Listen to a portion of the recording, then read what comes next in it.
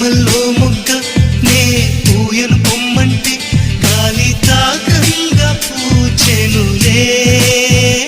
అయితే గాలి గెలిచిందననా లేక పువ్వే ఓడిందననా? రాళ్ళల్లో శిల్పం